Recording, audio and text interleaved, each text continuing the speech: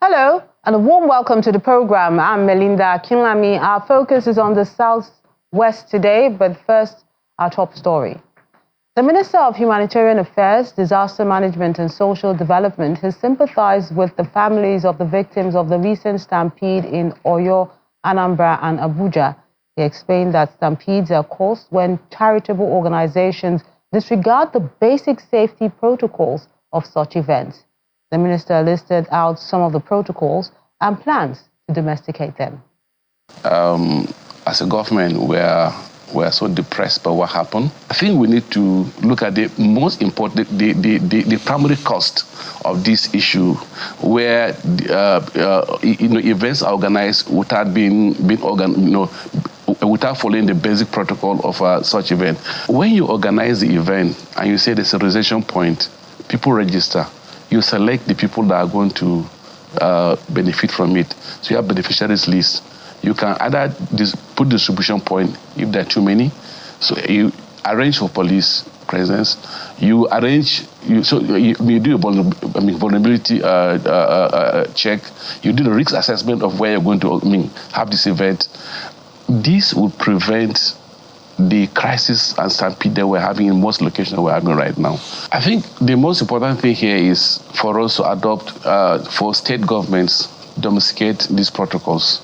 These protocols are at the national level.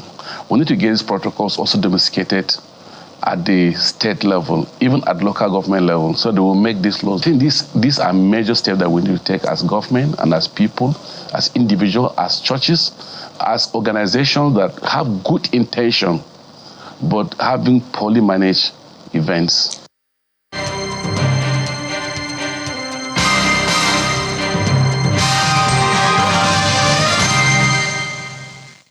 The Lagos State government has warned prospective event managers to ensure strict compliance to safety measures during this Yuletide season.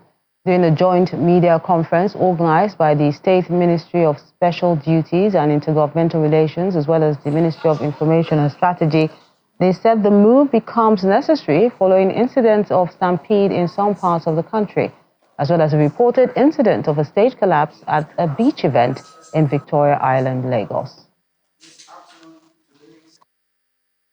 We got reports that on Seoul Beach that there was a stage collapse during a show. Fortunately, nobody died in that incident.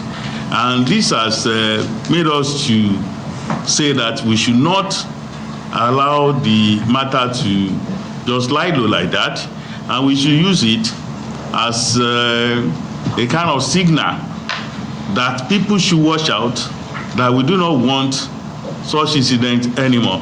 That is why we are here today, to warn Lagosians that should you decide to gather any crowd at all, to distribute things, to have a show, no matter the kind of show at all, you should be able to consult with the Safety Commission. We are serious about this. It's not about keeping your whatever you see that is going to be harmful to your neighbor. You need to cry it out. And then in the event where there is an emergency, we have a toll number that Lagosians have been used to. And I still want to re-emphasize that number, which is 767 and 112. This should be kept on our head, and to at all time, whenever there is an issue of emergency, I think this toll number can be called upon. Speaking on safety measures, the Director General of the Lagos State Safety Commission, Mr. Larry Mojola, says event planners must follow safety rules and regulations, and anyone who wants to do a charity for over 250 people must engage the agency. And we've had a very robust system of ensuring that we identify events, large events in the state through our platform, www.lasgsafetyreg.com. And over time, we registered nothing less than 150,000 events across the states.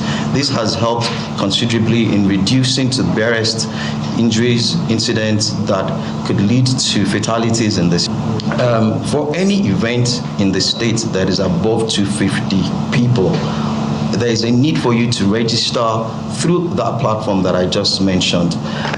We will continue to monitor, we'll continue to ensure that people can go out in very, very safe manners in Lagos State. And staying in Lagos, the governor, Babajide Sanwo-Olu, has donated 75 million naira to the State Council of the Nigerian Legion as part of a commitment to the welfare of legionaries and families of fallen heroes. Governor Sanwo-Olu announced the donation during the Appeal Fund and launching of the 2025 Armed Forces Remembrance Day emblem at the Lagos House Marina.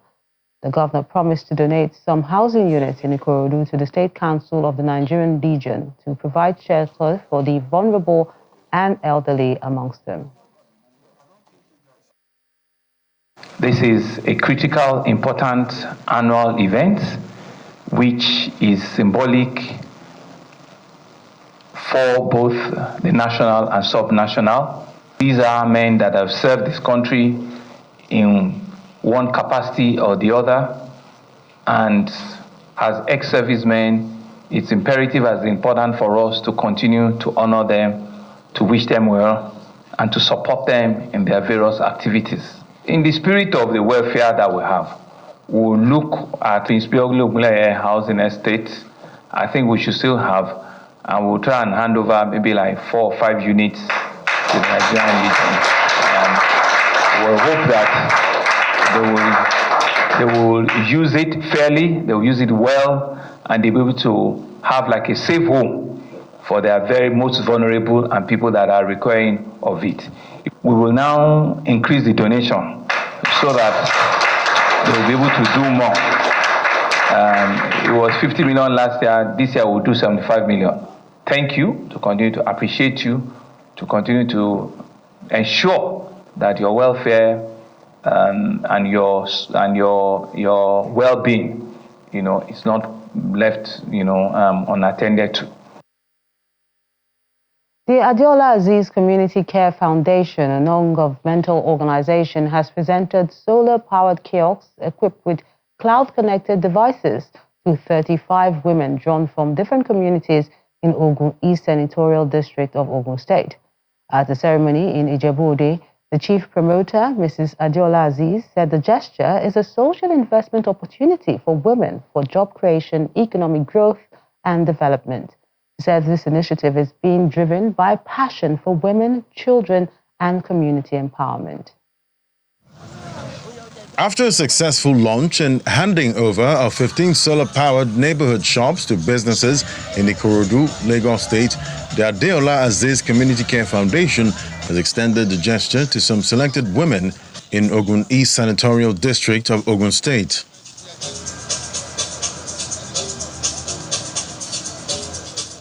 "35 women received solar-powered kiosks as part of the foundation efforts to empower women for self-reliance and poverty reduction.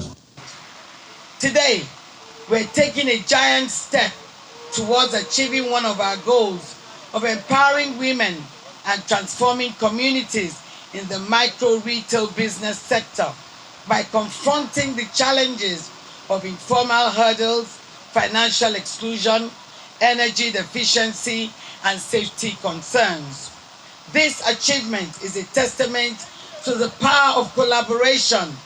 It is therefore with great joy that I acknowledge and celebrate our exceptional kiosk model is at the heart of this project. By bridging the gap in Nigeria's informal retail sector, which accounts for 90% of the nation's retail activities, Neighbors Shop has provided the women with tools for financial inclusion and sustainability. He had the idea. He had the vision.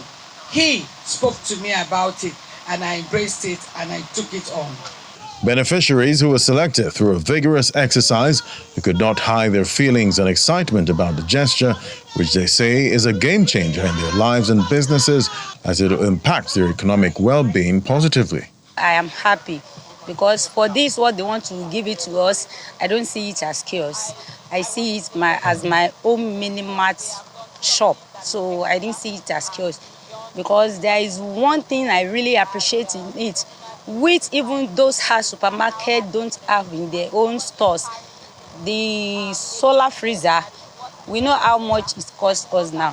So even at all in this situation, with the solar light, there is nothing that I don't sell, or there is no market today, because we know what the electricity is doing to us in this country now. So I'm very, very happy. I'm happy. I'm going to take care of it like it is my own, because it is an investment of someone that cares about the people, and I'll be very intentional about it. I'll just act like it is my own, because it is my own. It was put in my care, so I will take care of it very well.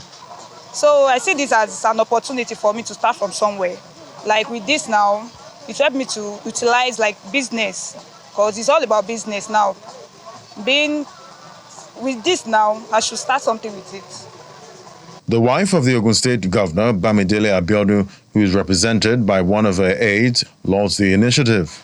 At the national level, I am committed to advocating for policies and programs that amplify the impact of such innovative projects, ensuring that their benefits are felt far and wide.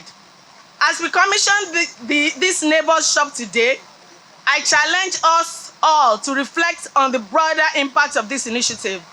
Let us envision a future where every woman, regardless of her background, has access to opportunities that enable her to thrive.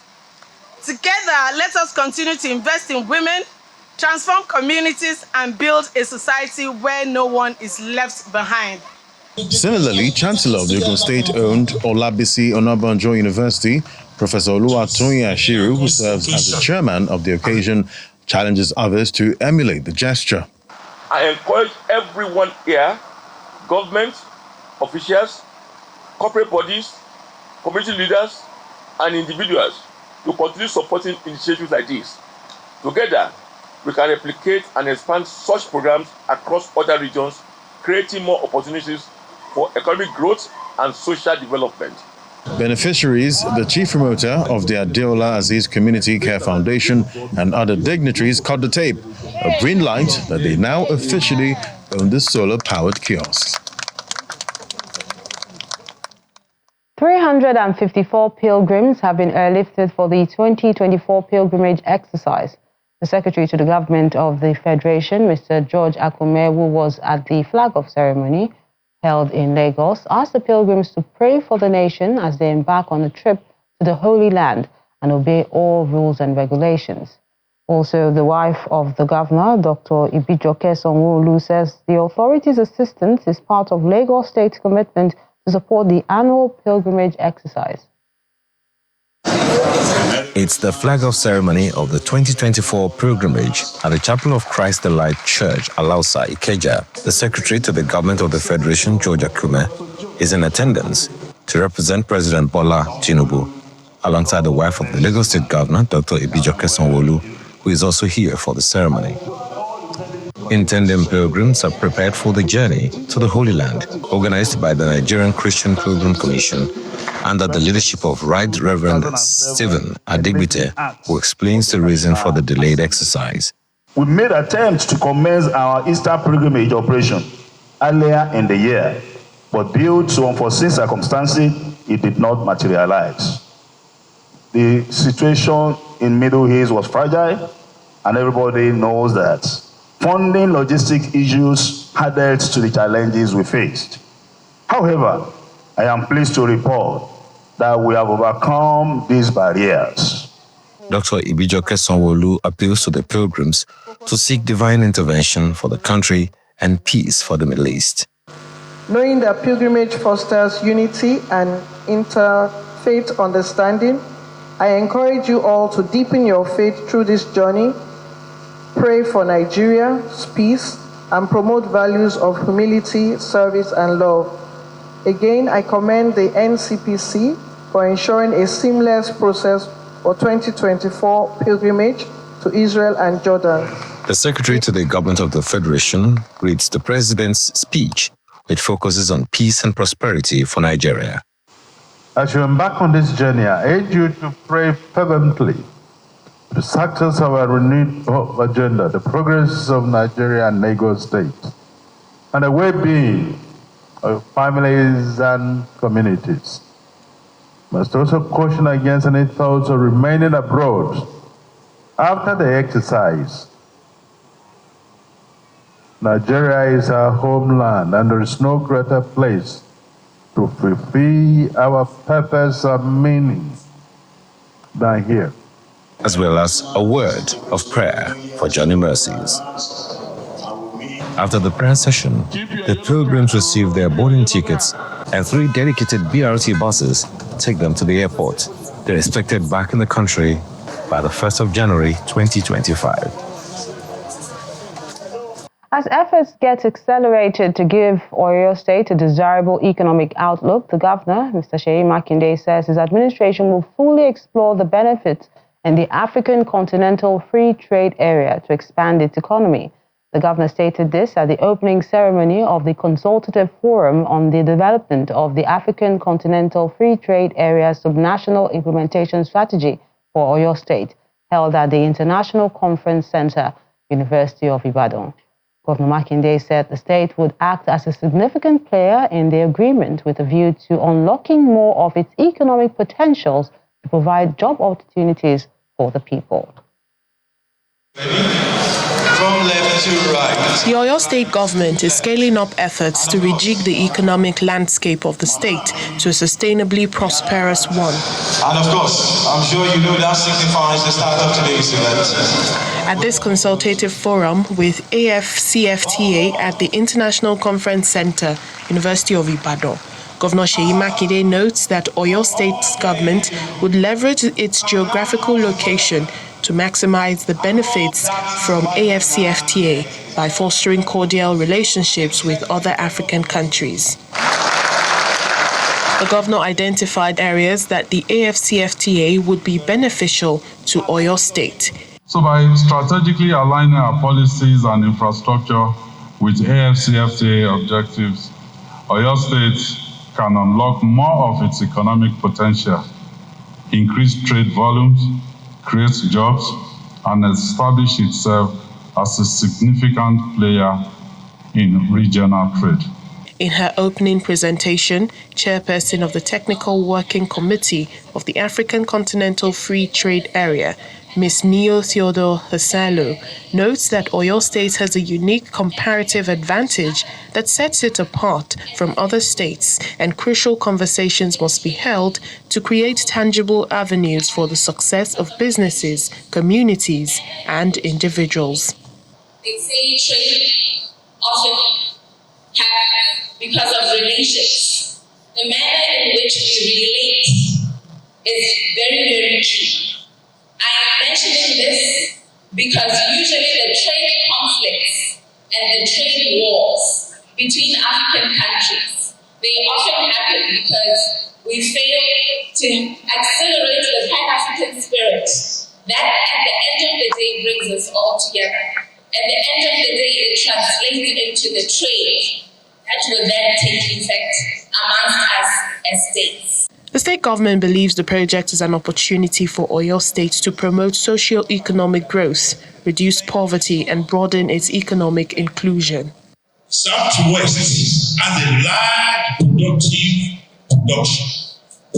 population and market for movement of goods and services within, which can accelerate a path of industrialization in the region.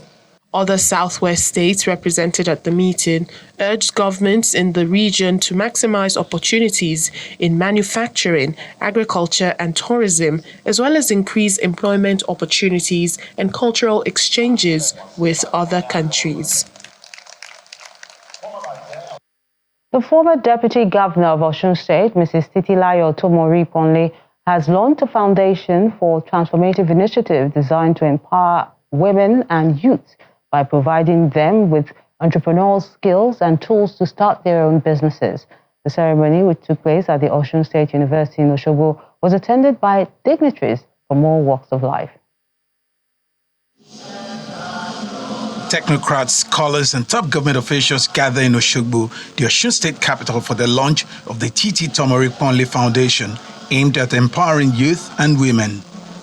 Chief Bisi Akonde, Gboyega Oyetola, Dr. Ajibola Bashir, Erelu Bisi Fayemi, Mrs. Olufunso Amosun, and other notable personalities are in attendance. The former governor of Oyo State and national leader of the All Progressives Congress, Chief Bisi Akonde, is the chairman of the event. He comments the initiative. It is a beacon of hope and opportunity for women and youth that come from the selfless, benevolent part of your mind. I am excited that from the extra substance of your gathering and acquisition, you want to recreate your own altruistic and patriotic time among the youth and the women within our society.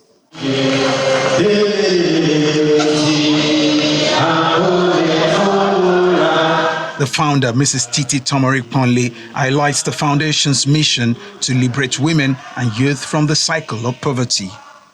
Throughout my career, especially drawing from my experiences as the Deputy Governor and Commissioner for Education in Oyo between 2010 and 2018, I have seen firsthand the challenges facing the youth and women and their remarkable resilience in overcoming them. Also, I've witnessed the untapped potential within our communities, especially among the youths and women. The keynote speech is delivered by Dr. Olushola Momo, the vice chairman of Channels Media Group, who joined the event virtually. She speaks about inclusiveness for women and youth in Nigeria. Imagine a Nigeria where every woman has the confidence and resources to pursue her dreams, where every youth is equipped with the skills and knowledge to innovate and lead, and where communities thrive because their members are empowered to contribute meaningfully. This is the future the Titi Tomori-Ponle Foundation envisions and should envision. It's time for the guest lecture. Erelu Bisi Adele Fayemi delivered the paper titled Breaking Barriers, Empowering the Next Generation of Nigerian Women in Business and Public Life. Every girl who is denied an education, every woman who is raped, tortured, or killed, every woman who is denied a seat at the table, every woman who is vilified and humiliated in public and private, takes us further away from the development, peace, and sanity we deserve as a nation. There can be no progress without women's full and equal participation in leadership and governance. Nigeria deserves better.